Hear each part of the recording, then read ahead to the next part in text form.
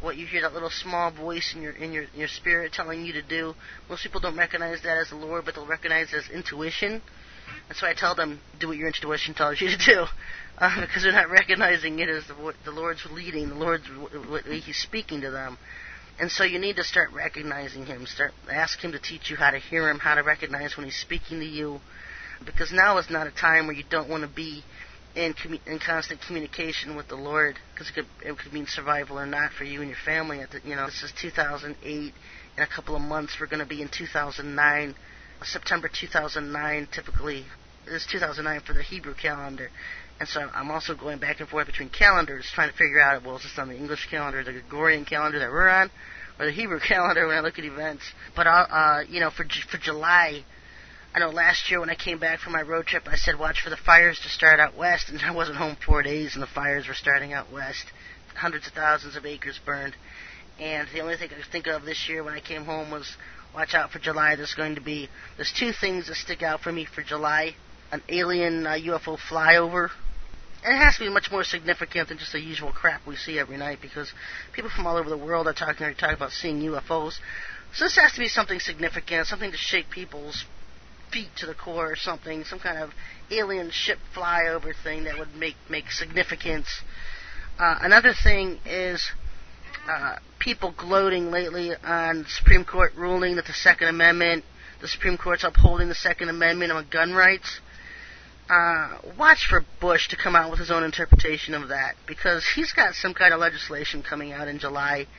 It's really going to anger a lot of people. Some of his draconian stuff. I don't know what he's going to do.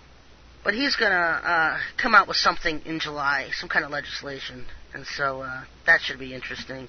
And also around July 4th, I don't know what's going on. I think that's usually the time the UFOs like to do flyovers and stuff like that. And so just keep your eye on that for that during July 4th here in America. Just could be interesting. Seeing UFOs fly doesn't thrill a lot of us. We're just praying they head into an Oregon area so they all crash or something. But it might wake some people up. I don't know. I don't have to be convinced they exist, but I know thousands of Americans do.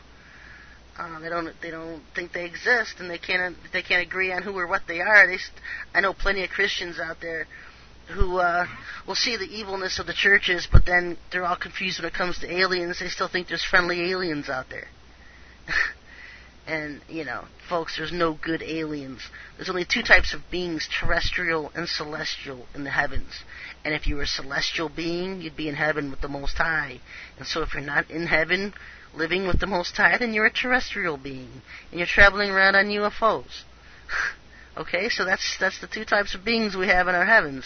There's no such thing as friendly aliens. They all just play a game. They want you to think they're friendly because they're coming as ascended masters, and they want the world to worship them as gods. And, the Antichrist wants to be worshipped as God, and there's no friendly aliens. To this day, I still get questions about that from people. So people are still very confused on the existence of aliens themselves. If they really understood who these aliens are, that they're aliens kicked out of heaven, and they can't be redeemed as far as I know, as of yet. Aliens, Satan was kicked out of heaven. The end. Boom. His judgment is sealed. It just hasn't happened yet. Anyway, his judgment will come, and we're going to talk about it next week. I'm going to answer a few questions for now, and I'm going to end the show. I don't want to keep it on too long tonight. Hey, sure, I just want to know if it's wrong to keep books like the Quran or the Torah just to study and learn from. Well, the Torah is... we keep the Torah and throw out the Quran. And if the Bible is true word of God, well, parts of it anyway, if you include the lost books, yeah. There's a lot of books that are God's that were not included with the KJV.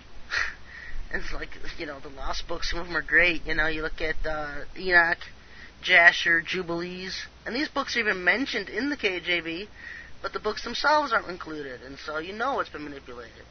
I just want to study what others believe. I already know how Islam is and what the Jews, Hebrews believe already. Just curious if y'all look down upon me by reading them. No, you know what? Read the Torah. The Torah is just the old books of the books of the Old Testament. The first 5 books, Moses' books. Study those for a long time and don't read anything else, because that's the problem with the churches today. They say that the Torah is dead, we're no longer held to the law, and blah blah. They go on and on in their apostasy. and they can't seem to think that there was an assimilation of what the Lord was bringing to what we already had at that time. We didn't do away with one to begin something else. That's Paul's teachings, and that's why Paul has led the church into apostasy for 2,000 years. Question from a listener. I just wanted to know if you had any good advice on how to open up our family members' hearts and minds to these truths who are locked and boxed in churchdom. My mom in particular is so deep in baptism they can't even get through to her, and I'm ready to give up because there are other people who will listen to me. They're easier to talk to than so-called Christians. Yeah, no, I've been through there, done that. The only thing you can do with family members and parents that just won't listen is drop seeds. I've done that for years, and you'd be amazed. It may take a while. But all of a sudden, they start thinking, and my parents were strong believers that Bush was a good Christian. That took a while. Just drop seeds. Drop seeds. That's all you can do. And ask the Lord to open up their minds and hearts to the truth, because so many people stuck in churchdom today that it takes a crane to pull them out of it. Only Yah can. And so that's all I can encourage you to do. Drop seeds. Drop them one by one as you can. If you can get them stacking up for the coming famine, that alone will relieve a lot of headaches for you.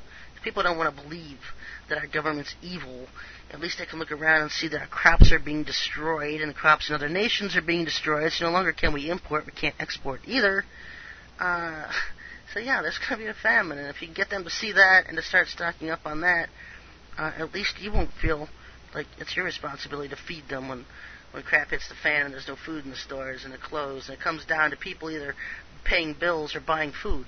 Because things are about to get really hard here in this nation, and so, and around the world, and so, it may be till 2009 until people start to see a deep impact, but that's only 1 year.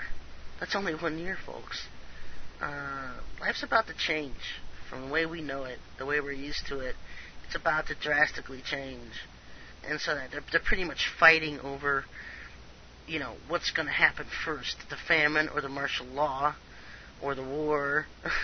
At the same time, the red horse, which is Bush, is always riding. He's always looking for his next war. The black horse comes, he's famine. He's also going to try to conquer the world for Islam, war against the saints, and we have all this stuff coming up. And so, the best thing to do is get in a relationship with the Most High, get that right with Him, learn how to hear from Him, be walking in Him daily, and start focusing on the things that are coming, life ending as we know it, and getting ready for the next phase, which is the tribulation period, folks, because it's going to be upon us before people even realize it. And so, anyway, I'm going to close with that.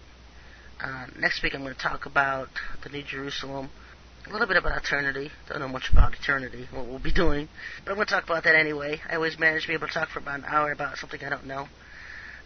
Just ask the Lord to lead. And so I'm just going to leave it at that.